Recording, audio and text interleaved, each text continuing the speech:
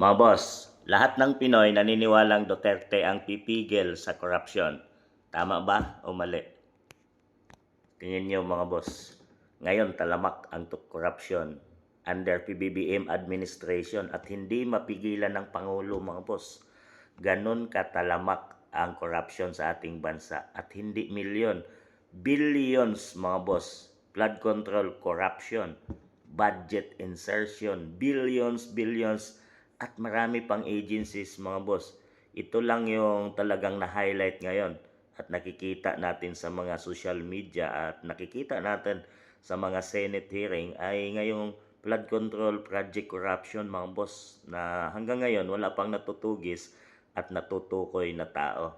Pero 3 years pa lang na panunungkulan ni PBBM mga boss, billions na ang pinag-usapang korupsyon sa ating bansa. Kaya naman, walang pumapasok na mga investor sa ating bansa, mamumuhunan, magtayo ng negosyo dahil natatakot sila mga boss dahil sa isyo ng korupsyon sa ating bansa. So kaya naghihirap ang ating bansang Pilipinas ngayon, nagtataasan yung mga bilihin, walang trabaho ang mga mamamayang Pilipino. So under PBBM administration in 3 years pa lang yan mga boss.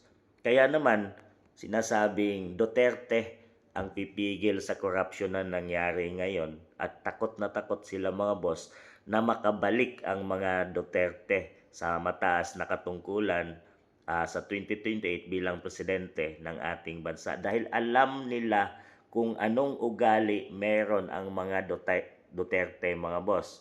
Alam nila kung anong vision at mayroong kamay na bakal ang mga Duterte mga boss na kayang sugpuin itong mga taong nagsasamantala sa pera ng taong bayan ngayon mga boss. Billions. May araw ang mga yan pag Duterte ang nakaupo dahil mananagot ang lahat ng yan. Dahil hindi mapigilan ni PBBM administration ngayon mga boss. Dahil kitang-kita na ng Pangulo pero wala siyang nagagawa at hinahayaan lang niya ang mga talamak na korupsyon. Parang nagbubulag-bulagan ba ang ating Pangulo mga boss at wala siyang aksyon at tuloy-tuloy lang ang mga taong nandyan patuloy na nanamantala sa pera ng taong bayan.